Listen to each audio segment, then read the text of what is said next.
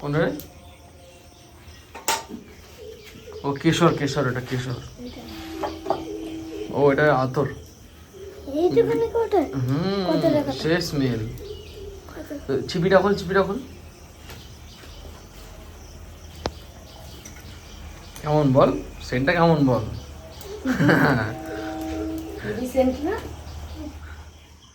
নমস্কার বন্ধুরা, প্রীতিলতা হেসেলে তোমাদের সবাইকে স্বাগতম।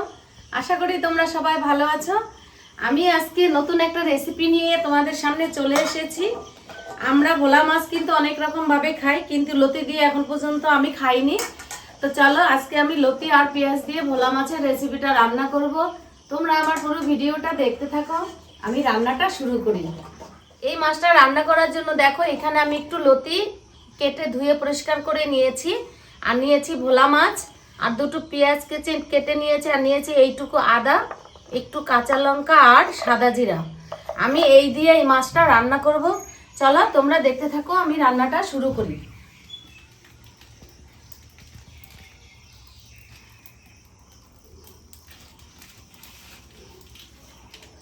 প্রথমে আমি মাছে লবণ হলুদ মাখিয়ে নিব, দিয়ে দিব পরিমাণ মতো লবণ আর একটু হলুদ, আর দেব একটু শুকনা লঙ্কার গুঁড়া। শুকনা লঙ্কার গুঁড়া দিয়ে নদীর মাছগুলো যদি আমরা ভাজি তাহলে কিন্তু খেতে একটু অসাধারণই লাগে। চলো ভালো করে মাছটার গায়ে লবণ হলুদ আর লঙ্কার গুঁড়াটাকে মাখিয়ে দেব।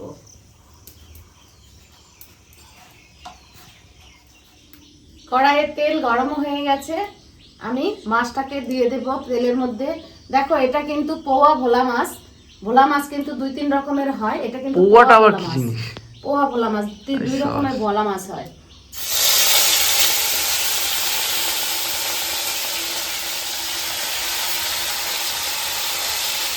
দুটো দুটো করে ভাজি।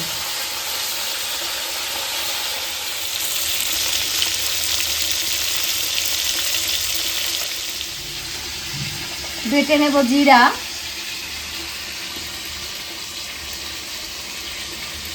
আমি কিন্তু রান্নাগুলো একদম অল্প মশলায় রান্না করি ঘরোয়া ভাবে।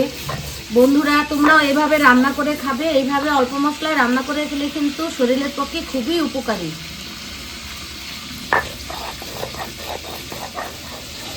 আর যদি হয় তার সাথে পাটায় বেটে রান্না করা যায় তাহলে কিন্তু খুবই উপকার। বাটা মশলার কিন্তু কোনো বিকল্প হয় না। আমি লঙ্কা আর আদাটাকে বেটে নেব।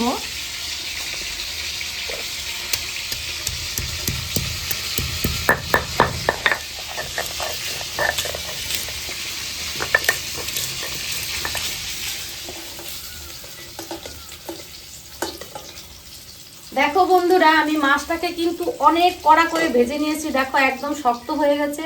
ভোলা মাছ কিন্তু যত কড়া করে ভাজবে খেতে কিন্তু ততই স্বাদ লাগে। ভোলা মাছ কম ভাজলে কিন্তু খেতে একদমই ভালো লাগে না। আমি মাছগুলোকে ভেজে নামিয়ে নিয়েছি, এবার আমি লতিটাকে একটু ভেজে নামিয়ে নেব। মাছ ভাজার তেলের মধ্যে লতিটা দিয়ে দিলাম,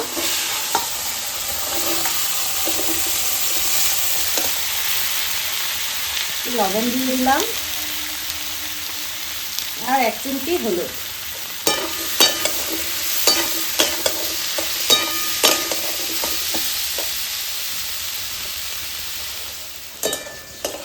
দেখো বন্ধুরা, আমি লতিগুলো কিন্তু একদম কড়া লাল লাল করে ভেজে নিয়েছি।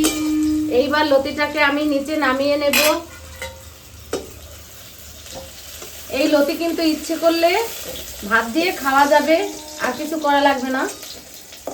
আমরা যেমন লতি ভাজা খাই ঠিক সেই রকম করেই আমি ভেজেছি। ফোড়নের জন্য নিয়েছি আমি কালো জিরে। আমি এখানে দুটো পেঁয়াজ কেটে নিয়েছি, পেঁয়াজটাকে দিয়ে দেবো তেলের মধ্যে।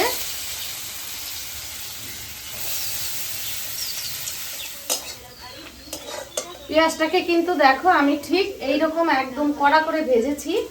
এইবার আমি মশলাটাকে দিয়ে দেব। মশলা দেওয়ার আগে আমি একটু জল দিয়ে নেব। জল না দিয়ে নিলে হলুদ দিলে কিন্তু হলুদটা পুড়ে যাবে।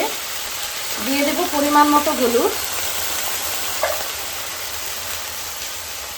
আর দিয়ে দেব জিরা বাটা, দেব আদা আর লঙ্কা বাটা।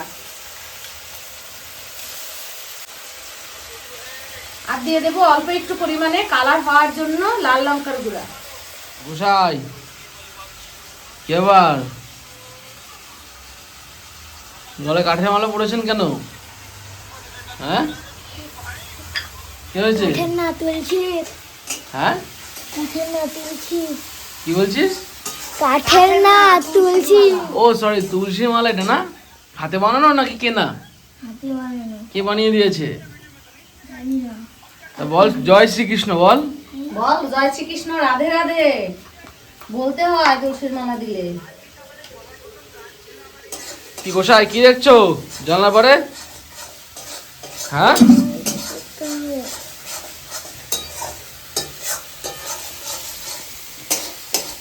মশলা কিন্তু কষানো হয়ে গেছে, গায়ের থেকে তেলটা বেরিয়ে এসছে।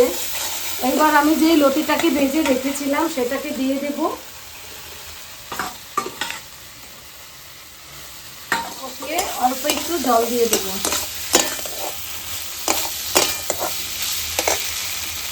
আমি লতি দিয়ে মশলাটাকে আরেকটু কষিয়ে নিয়েছি, এবার জলটাকে দিয়ে দেব।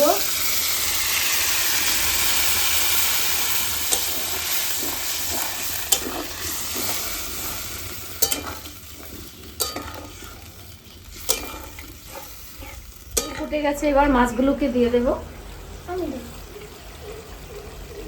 আই দে তুমি দেবা? দে আয়।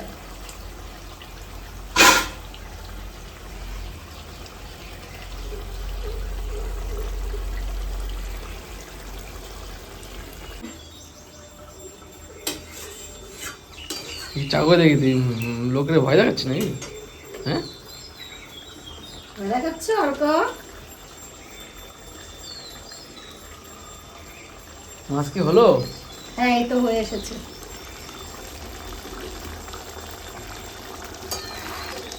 ঝোলটা টেনে গেছে, এবার নামিয়ে দেবো।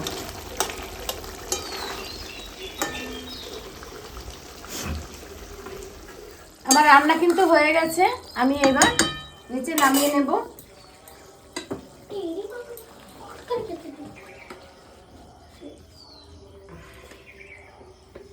দেখি আজকে কড়াই থেকে ঢালতে পারি কিনা।